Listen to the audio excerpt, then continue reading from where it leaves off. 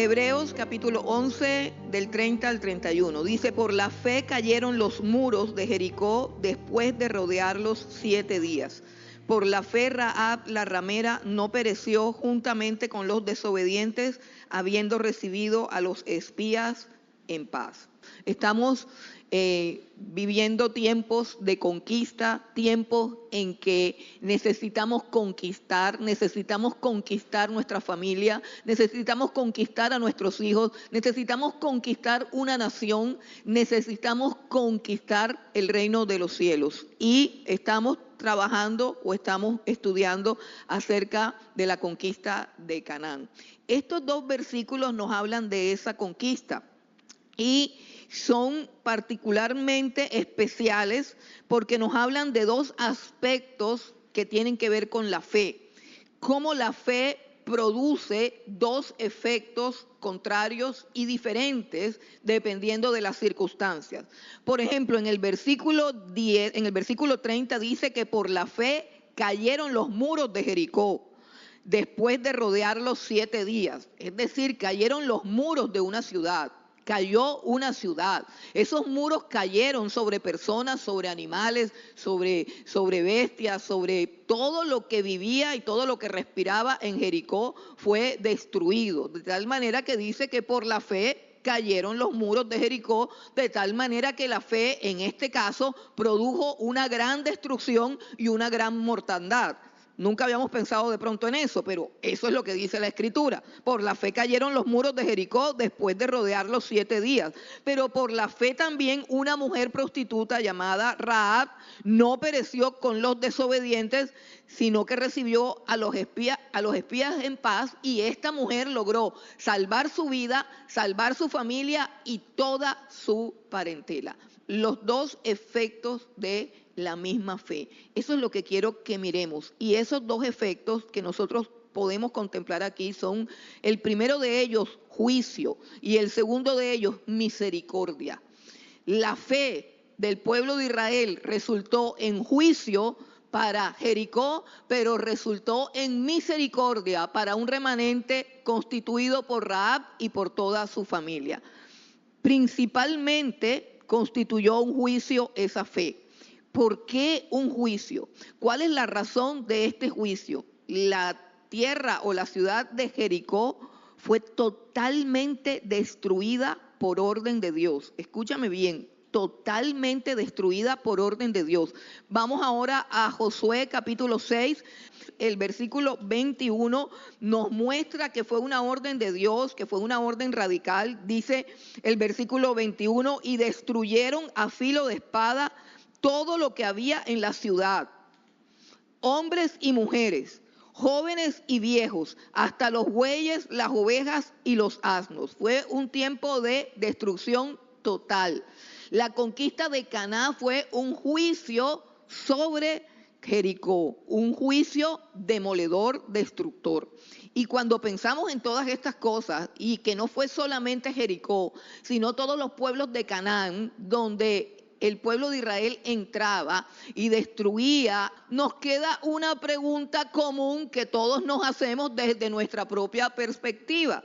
¿Cómo es posible que un Dios de amor, que un Dios de misericordia, que un Dios de clemencia, porque eso es todo lo que conocemos de Dios, porque eso es todo lo que nos conviene conocer, y nos preguntamos cómo es posible que un Dios tan tierno, tan amoroso, tan misericordioso, vaya a dar semejante orden de destruir gentes, hombres, mujeres, niños, animales y todo lo que hay a su paso? ¿Por qué? ¿Por qué destruir todas estas cosas? ¿Por qué tanta severidad? ¿Por qué la Biblia nos muestra a un Dios tan implacable y tan aparentemente cruel? Bueno, si nosotros pudiéramos ver las cosas como Dios las ve, no haríamos semejante pregunta. Nosotros hacemos esa pregunta porque tenemos una visión muy corta de nuestras circunstancias, de nosotros mismos y de lo que nos rodea. Pero la Biblia enseña que los ojos de Dios recorren toda la tierra y conocen todo lo que se hace debajo del sol. Dios observa todo lo que está pasando en todo momento y en todo lugar. pero no solamente observa lo que sucede, sino que también observa los pensamientos del corazón. De hecho, cuando Dios decide mandar el diluvio, por allá en el capítulo 6, en los inicios de Génesis, cuando Dios decide eso, dice, y vio Dios que todo designio del corazón de los hombres era solamente el mal. O sea, que Dios no solamente vio los actos pervertidos, corruptos, las masacres, no solamente las vio, sino que también podía ver las intenciones que había, aún en los corazones que no tenían la oportunidad de ejecutar toda esa maldad que ellos pensaban y deseaban hacer. Si nosotros viéramos la tierra con los ojos de Dios, si nosotros tuviéramos la capacidad de percibir un poco acerca de lo que Dios percibe cuando mira, y que siempre mira, que siempre ve, nosotros cerraríamos la boca ante todos los juicios y no pronunciaríamos ninguna palabra. No es posible conocer el corazón de Dios ni la mente de Dios porque son insondables, porque son ilimitados y nosotros somos criaturas. Pero la Biblia nos ha dado las escrituras y a través de estas escrituras podemos tener un acercamiento al corazón de Dios. Por ejemplo, nosotros estamos aquí, cronológicamente hablando, en la conquista de Canaán. Estamos aproximadamente en el año 1400 antes de Cristo. Si nosotros retrocedemos unos 5 siglos, por allá casi en el 2000 antes de Cristo, si retrocedemos y vamos al momento en que Abraham está en la presencia de Dios, vamos un momentico a los tiempos de Abraham, vamos al capítulo 15 de Génesis, y esa es una noche donde Abraham tiene una crisis de fe y está supremamente angustiado porque ya ha pasado muchísimo tiempo y Dios no le ha dado el hijo que él ha estado esperando. Y en medio de esta crisis de fe, Dios se le manifiesta, hace un pacto con él, lo manda a partir unos animales que era la manera como se efectuaban los pactos, los compromisos en aquella época, y él está a la caída de la tarde esperando que Dios se manifieste con unos animales partidos por la mitad. O sea, tiene preparado todo el ritual para que Dios entre a hacer un pacto con él, un pacto incondicional, y él está en esa angustia. Y miren lo que Dios les dice, vamos a conectarnos con lo que está pasando ahora y lo que está pensando Dios 5 siglos antes de ordenar la destrucción de Jericó. En Génesis capítulo 15, y leemos el versículo 13, dice, entonces el Señor dijo a Abraham, ten por cierto que tu descendencia morará en tierra ajena y será esclava allí y será oprimida 400 años. Mira cómo Dios está viendo el futuro y se lo está contando a Abraham. Abraham en este momento está sobre la tierra de Canaán, sobre la tierra que Dios le había prometido a él y a su descendencia. Pero Dios le revela a Abraham que va a haber un tiempo de oscuridad, un tiempo de tiniebla para su descendencia, y fueron los 400 años que estuvieron en la esclavitud en Egipto. Y dice el versículo 14, mas también a la nación a la cual servirán, esto es, a Egipto, juzgaré yo y después de esto saldrán con gran riqueza. Ya todo esto se empieza a cumplir. Si conocemos la escritura, vemos que antes de Josué se cumplió todo esto con Moisés, etcétera, etcétera. Y le dice, tú vendrás a tus padres en paz y serás sepultado en buena vejez. Y aquí es donde quiero que lleguemos todos. El versículo 16 dice, y en la 4ª generación volverán acá, o sea, volverán acá. Estarán 400 años de esclavos en Egipto, pero saldrán de allí cuando yo juzgue y castigue a la nación que los esclavizó, o sea, a Egipto. Saldrán de allí con gran riqueza y vendrán de nuevo acá. ¿Y por qué todo ese espacio de tiempo? ¿Y por qué no le da lo que le va a dar de una vez? Y dice el versículo 16, mira la mente del Señor, y a la 4ª generación volverán acá, porque aún no ha llegado a su colmo la maldad del amorreo hasta aquí. El amorreo es el habitante de Canaán. Y dice, toda esta espera de la esclavitud allá, del espacio acá, del tiempo acá, es porque aún la maldad de los amorreos, la maldad de los habitantes de Canaán no ha llegado a su colmo. En otras palabras, y La Biblia no intenta colocar esto en tela de juicio, sino explicártelo sencillamente.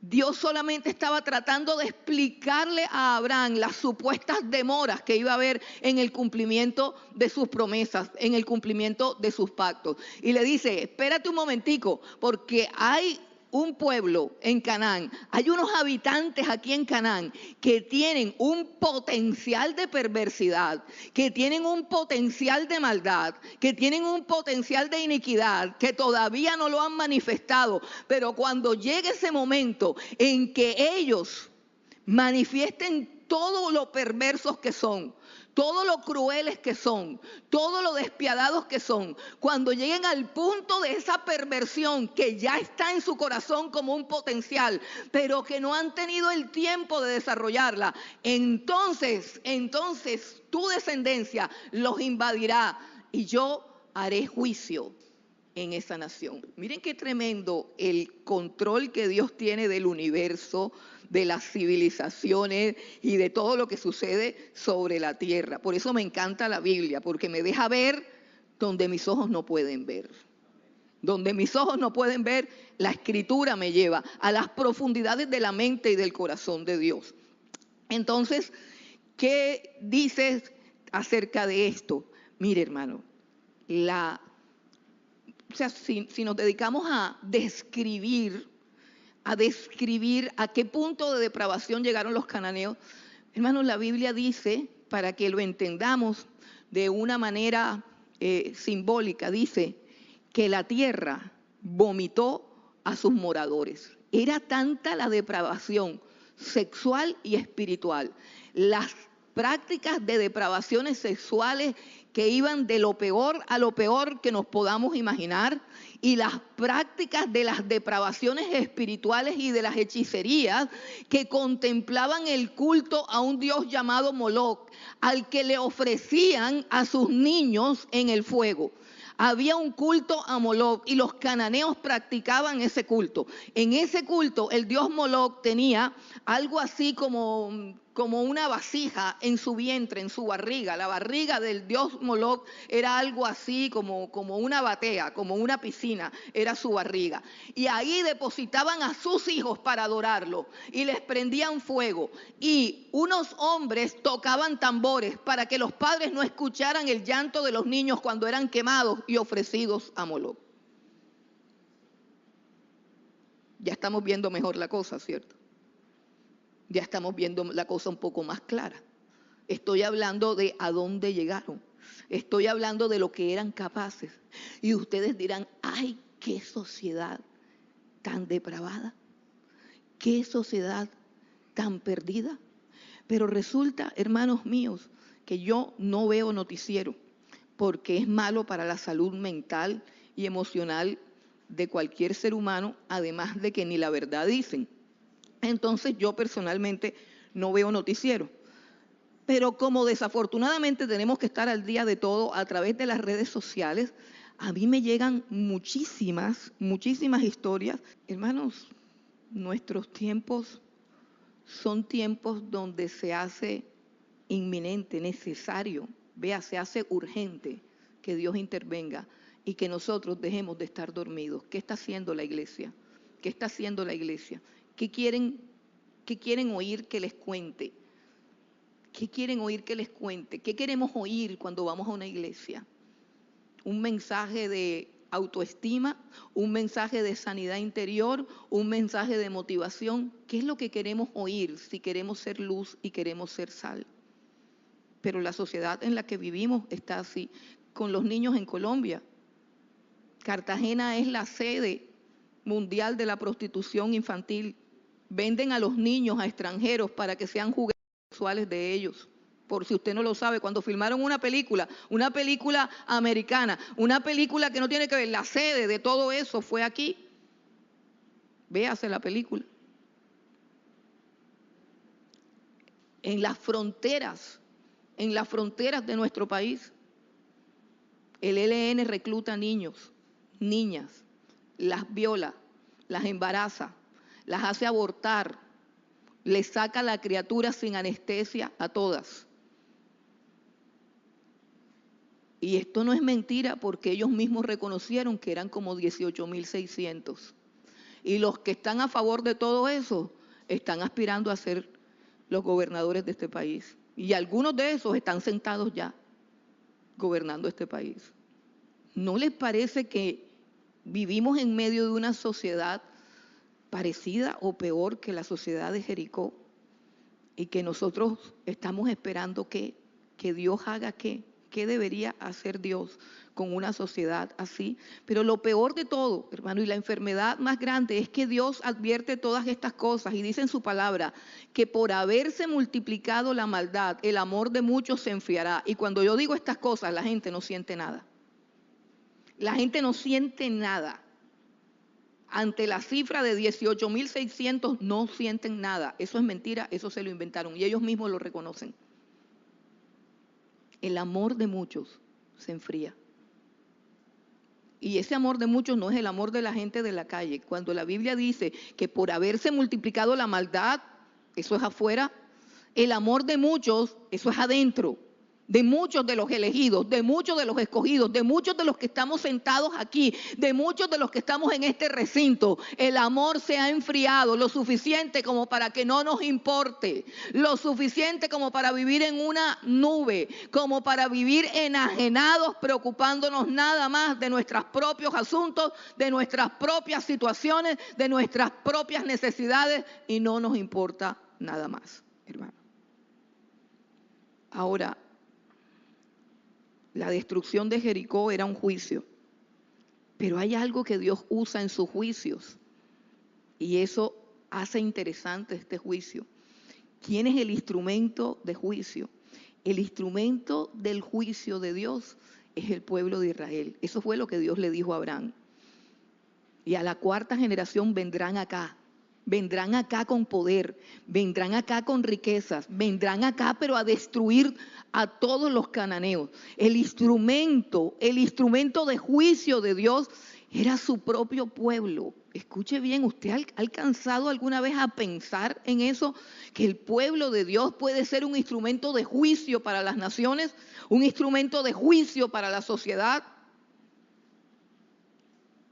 Un pueblo especial, hermano. Dentro de los muros de Jericó vivían homosexuales, prostitutas, violadores, gente depravada, familias que habían asesinado a sus propios hijos, brujos, hechiceros, fornicarios. Una sociedad que ya en ese momento histórico, en cuanto a su potencial de maldad, ya había llegado al colmo. Todo eso era lo que encerraba los muros de Jericó. Pero Dios tiene una herramienta de juicio.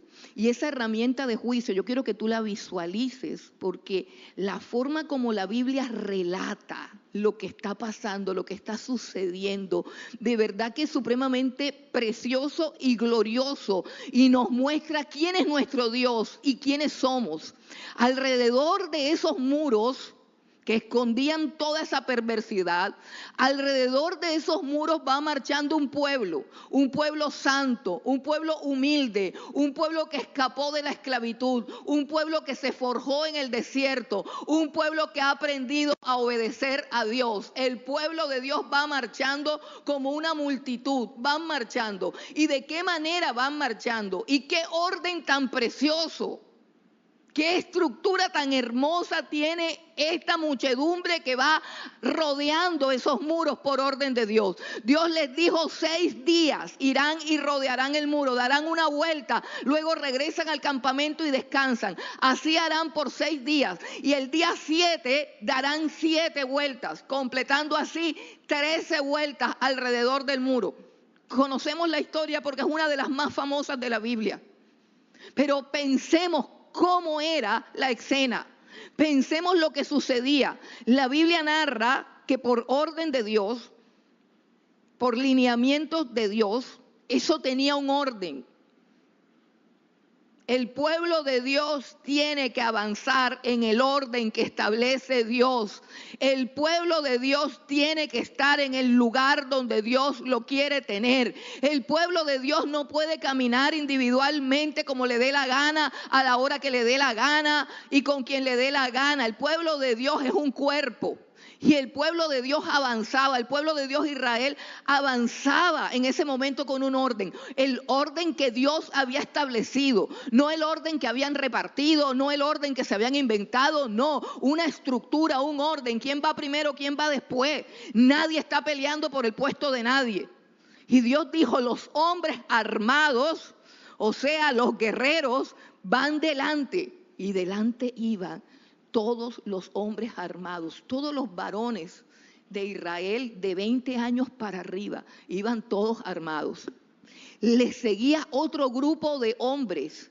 Estos eran sacerdotes, vestidos de blanco, con un shofar, que es un cuerno de carnero. Y ellos iban tocando el shofar, tocando el cuerno de carnero, y llevaban al mismo tiempo, llevaban el arca del Señor, que simbolizaba que la presencia de Dios iba con ellos. Ellos eran los ministros del altar, ellos eran los ministros de la adoración. Marchaban en el centro de la formación, marchaban con sus vestiduras blancas, tocando el shofar, que es un instrumento de alabanza, que es un instrumento de adoración. Mire, el shofar era un cuerno de carnero. ¿De dónde proviene eso de que el cuerno de carnero se vuelve un instrumento de adoración y de alabanza? Retrocedemos otra vez donde Abraham. En el momento en que Abraham va a sacrificar a Isaac, en el momento en que Abraham levanta el cuchillo para sacrificar a su hijo, Dios le habla en el cielo y le dice, no atentes contra el muchacho, ya yo sé que me amas, ya yo sé que no me has negado lo que más amas, ni siquiera a tu unigénito, a tu primogénito lo has negado, ya yo conozco tu corazón. Y en ese momento Abraham voltea y hay un carnero que tiene sus cuernos enredados en un arbusto. El carnero representa la redención, la provisión de Dios. La provisión de Dios. Por eso es que es un instrumento de adoración, es un instrumento de alabanza. Y todos estos sacerdotes iban tocando esos cuernos de carnero y iban cargando el arca del pacto. Hermanos, era una procesión increíblemente preciosa, increíblemente gloriosa, caminando. Y detrás de ellos seguía todo el pueblo. Todo el pueblo, escuche bien, todo el pueblo en silencio, atentos a las órdenes, dispuestos a hacer exactamente lo que Dios ha dicho que se haga, sin cuestionar, sin criticar, sin murmurar. Así es como el pueblo de Dios gana las batallas. ¿Qué podemos aprender de esta muchedumbre que le va dando vueltas, hermanos? Le va dando vueltas a esos muros. ¡Qué increíble! Le va dando vueltas.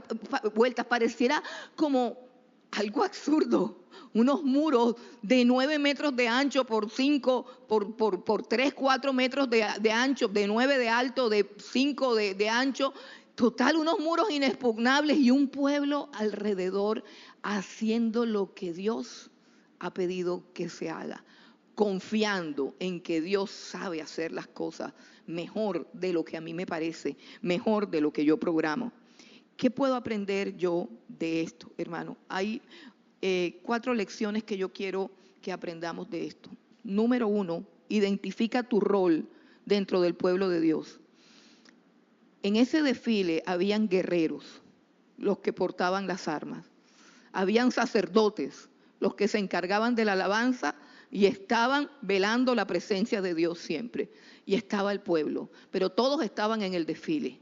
Habían 3 clases de personas, con 3 roles bien distintos, pero ubicados en sus roles y concentrados en lo que tenían que hacer.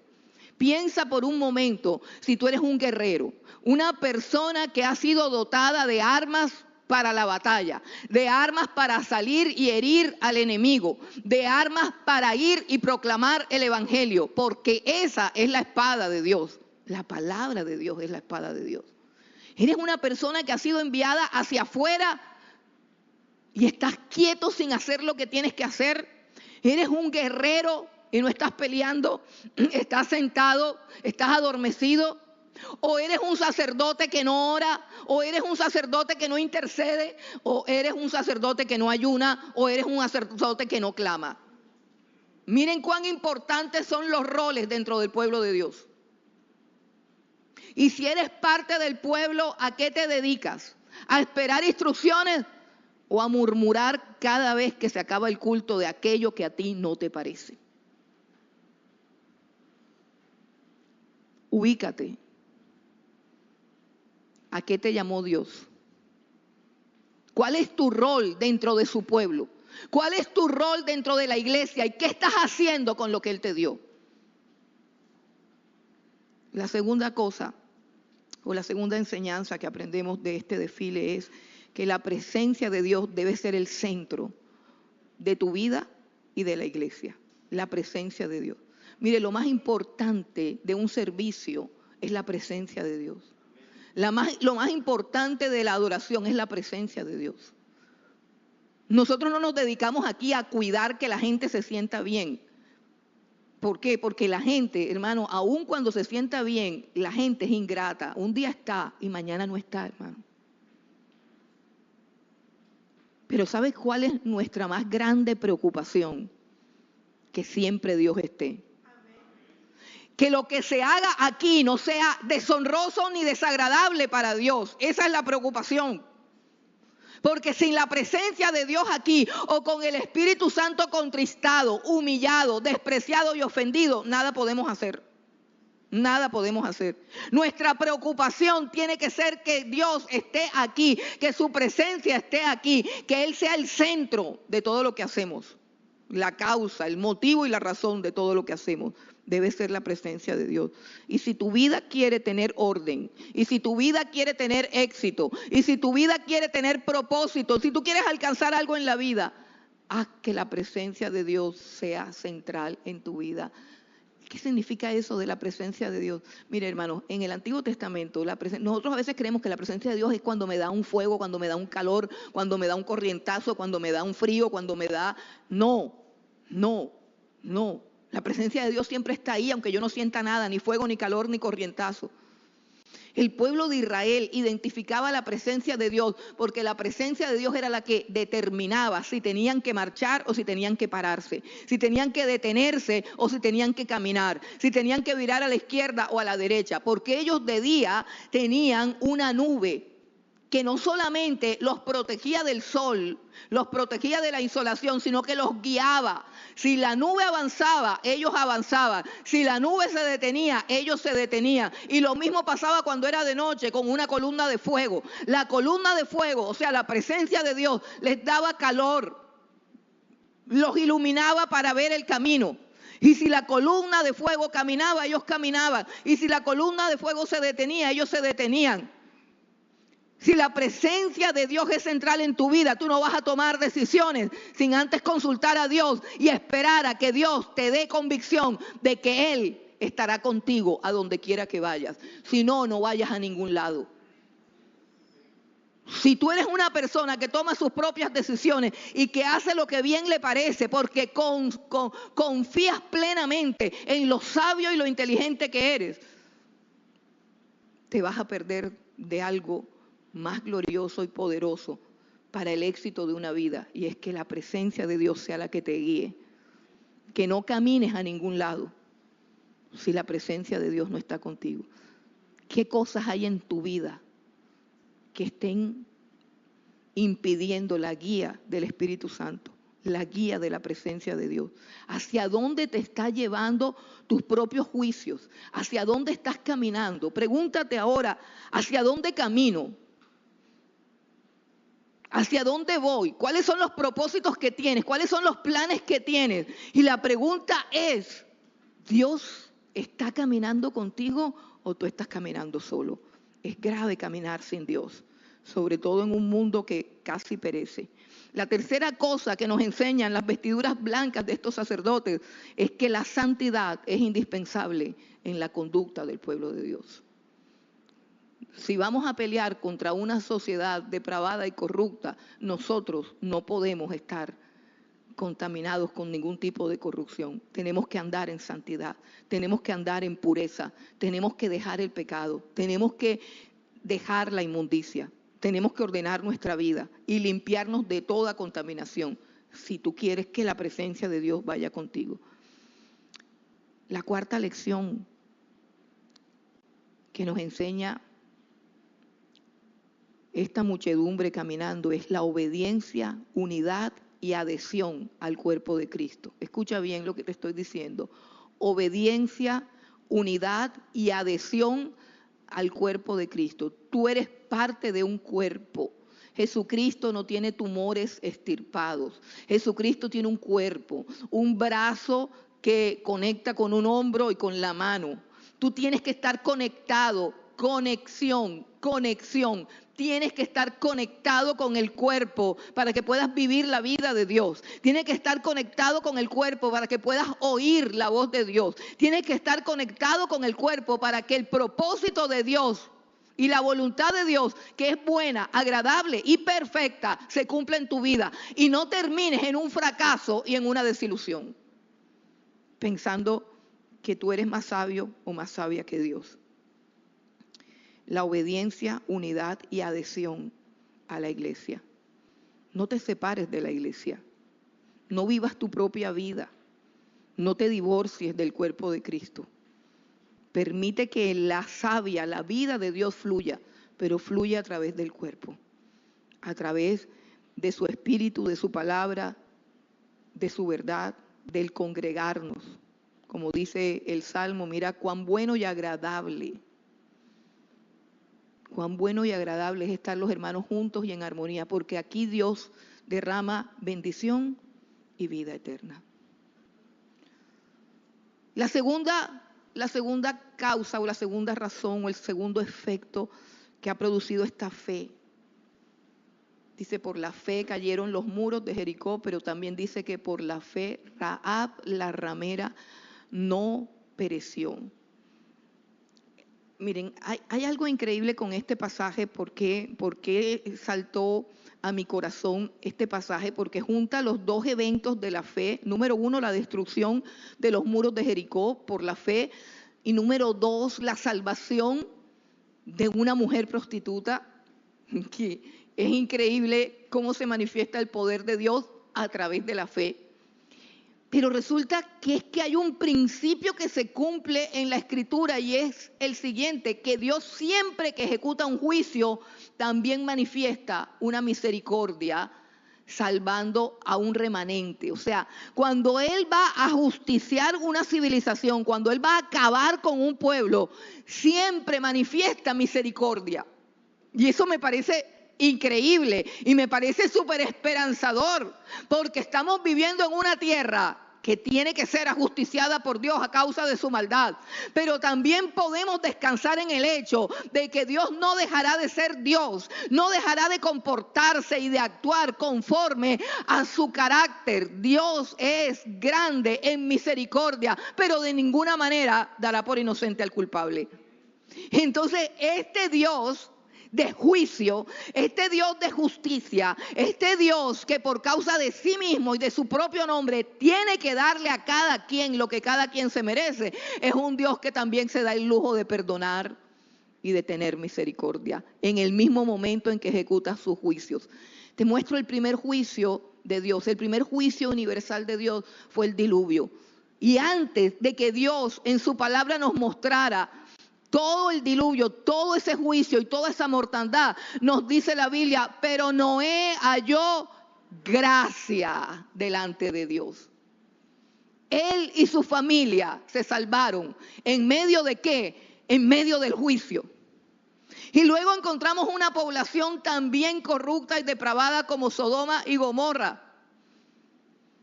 Y el Señor comienza a hablar y dice, el clamor ha subido delante de mí, porque era tanta la injusticia, tanta la violencia, tanta la maldad en Sodoma, tantos los muertos que Dios dice, tengo que hacer justicia, pero voy a sacar primero a Lot y a toda su familia. Y es impresionante el relato de cómo Dios porfía con Lot, con sus hijos, con las esposas de sus hijos y aún con la esposa de Lot, pero a la esposa de Lot le produjo mayor peso su amor por el mundo que su fe en la palabra de Dios. Pero Lot se salvó. ¿En medio de qué? En medio de la destrucción. Y ahora encontramos el juicio a Jericó. El juicio a Jericó, todos deben morir, todos son culpables, pero Dios va a mostrar también misericordia. ¿Y por qué se salvó Rahab? Fue solamente Rahab. Recordemos, número uno, que no fue solamente Rahab, que esta mujer logró la salvación de su papá, de su mamá, o sea, de su círculo familiar mínimo, el círculo familiar directo, pero también trajo a sus parientes, trajo tíos, trajo primos, todo el que le creyó, todo el que aceptó lo que ella dijera, venía y se escondía en su casa.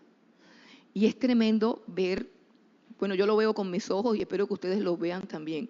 Yo veo con mi imaginación y con las descripciones arqueológicas e históricas que hay de aquellos muros, yo veo todo el muro de Jericó inexpugnable, terrible, alto e imponente, pero allá en ese muro hay una ventanita así de chiquita y en esa ventanita chiquitica pende un cordón rojo. Un cordón rojo que decía, aquí vive un creyente. Aquí vive alguien que ha creído en el Señor. Yo no sé cómo fue que se cayó ese muro, pero lo único que sé es que el muro entero se cayó, menos el pedacito donde estaba el cordón rojo. Y de allí salió Rahab, una prostituta que logró salvar su familia, apoderándose de aquella promesa que nosotros recibimos miles de años después. Cree en el Señor Jesucristo y serás salvo tú y tu casa. Solamente un pequeño remanente, sí, una familia numerosa se salvó. Pero ¿y por qué los otros no? ¿Por qué los otros no se salvaron? Mira, había un testimonio, había un evangelio como lo hay ahora. Ahora mismo hay un evangelio que salva. Algunos lo oyen, otros no lo oyen. Algunos lo reciben, otros no lo reciben. Otros lo creen, pero no obedecen. Y en ese tiempo, todos los habitantes de Jericó, escucha bien, todos los habitantes de Jericó habían oído todo lo que también Rahab había oído. Todos oyeron lo mismo. Todos los habitantes de Jericó oyeron lo mismo. Ven a Josué capítulo 2 y leemos el versículo 10. Josué capítulo 2, versículo 10 dice, porque hemos oído. Está hablando Rahab la ramera. Está hablando Rahab la ramera y dice, porque hemos oído. Ella le está hablando a los dos espías y ella le dice a los dos espías, porque hemos oído que Jehová hizo secar las aguas del Mar Rojo delante de vosotros cuando salisteis de Egipto. Y lo que habéis hecho a los dos reyes de los amorreos que estaban al otro lado del Jordán, a Sehón, a Og, a los cuales habéis destruido. Oyendo esto, ha desmayado nuestro corazón y no ha quedado más aliento en hombre alguno por causa de vosotros. ¿Qué está diciendo Rahab? Que no hubo un solo hombre. No hubo un solo hombre que no escuchara lo que Dios había hecho. No hubo un solo hombre en Jericó que no supiera que Dios había derribado al faraón. No hubo un solo hombre que no supiera que Dios, el Dios de Israel, había abierto el mar en seco para que pasara su pueblo. No había un solo hombre en Jericó que no hubiese escuchado de la grandeza y del poder de Dios. No había un solo hombre que no tuviese suficiente información para postrarse y pedirle perdón a Dios y rendirse ante Él. Ellos todos habían oído. Y déjame decirte algo, esta sociedad tiene que oír lo que Dios hizo con su Hijo Jesucristo en la cruz del Calvario. Tiene que oírlo 1 y 1000 veces más. Esta iglesia tiene que salir a rodear los muros de una población corrupta y depravada, no tocando un shofar, sino proclamando que Jesucristo murió en la cruz del Calvario por nuestros pecados, por nuestra maldad, y que solamente en Él tenemos perdón y vida eterna. Y la iglesia tiene que proclamarlo a viva voz, con alta voz, que lo escuche todos los hombres de la tierra, ya sea para su salvación o para su perdición. Porque quiero decirte que la Biblia dice, en el Evangelio de Mateo, por allá en el Apocalipsis de Mateo, dice que será predicado este Evangelio a todas las naciones de la tierra para juicio, no para salvación. Y entonces vendrá el fin. Sí. El mismo shofar que sonaba para que los judíos alabaran a Dios. El mismo shofar que sonaba para que Rahab y la familia de Rahab supieran que ya venían por ellos. Ese mismo shofar sonó para que se cayeran los muros. Sonó para que murieran todos los habitantes de Jericó. Y nosotros tenemos que proclamar que Jesucristo viene pronto. Que esto no se va a quedar así. Que toda la perversidad y la maldad que hay delante de nuestros ojos, aunque nos querramos hacer los ciegos, Dios la está viendo, Dios la está contemplando, hermano. Todos oyeron, pero solo Rahab tuvo el coraje y la humildad de postrarse ante 2 hombres, ayudarlos y decirles: júrenme por el Dios de ustedes que tendrán misericordia de mí y de mi casa.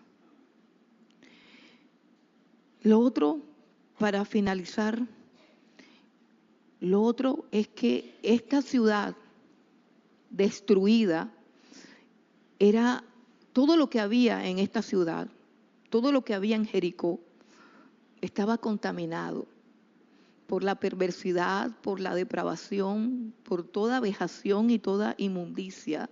La ciudad entera era como un prostíbulo, era como una olla podrida de iniquidad y de maldad.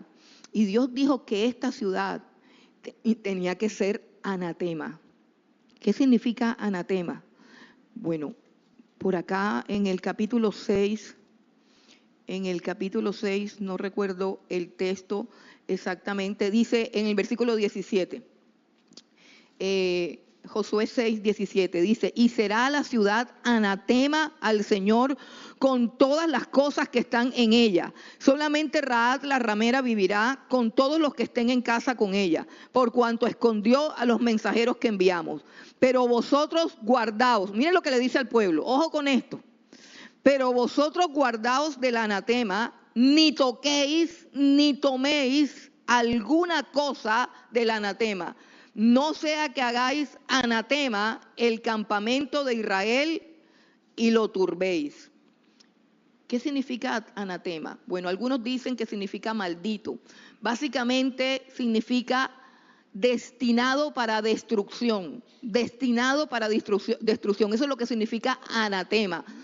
Significa que es un objeto que no puede ser apropiado por ningún ser humano y que no puede ser usado por ningún ser humano, sino que está maldito y tiene que ser destruido o entregado y consagrado por siempre, única y exclusivamente a Dios. Eso era Jericó. Eso era Jericó, y ahí les vamos ampliando lo que puede pasar el próximo domingo si continuamos en esta serie. Pero por lo pronto dejamos ahí. Dios dijo, esta ciudad es anatema, no la toquen. Nada de lo que haya ahí, ni riquezas, ni ganado, ni nada. Todo está destinado para ser destruido o para que lo consagren al templo del Señor y que nadie lo toque, hermano. Quiero que vengas conmigo a 2 de Pedro, capítulo 3, versículo 7. Y quiero decirte que este mundo, 2 de Pedro 3, 7. Hermanos, quiero decirte algo para que me entiendan. Este mundo donde nosotros vivimos es anatema, porque está destinado para ser destruido a causa de toda la maldad y de toda la iniquidad que se practica sobre esta tierra.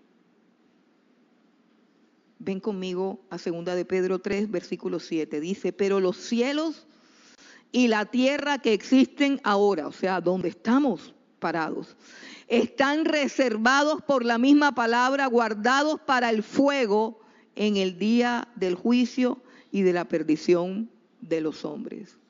Este mundo es anatema. ¿Y qué nos dice Dios acerca del mundo? Termino con 2 de Corintios, capítulo 6.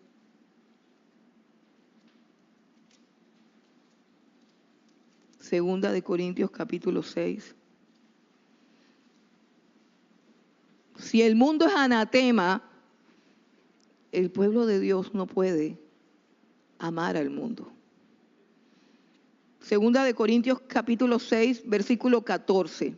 Abre tus oídos un momentico, hermano querido. Abre tus oídos y permite que la voz de Dios llegue a lo más profundo de tu corazón. Segunda de Corintios, capítulo 6, versículo 14. No os unáis en yugo desigual con los incrédulos, porque qué compañerismo tiene la justicia con la injusticia, y qué comunión la luz con la tiniebla, y qué concordia Cristo con Belial, o qué parte del creyente con el incrédulo, y qué acuerdo hay entre el templo de Dios y los ídolos, porque vosotros sois el templo del Dios viviente, como dijo Dios. Habitaré y andaré entre ellos y seré su Dios y ellos serán mi pueblo, así como andaba entre Israel.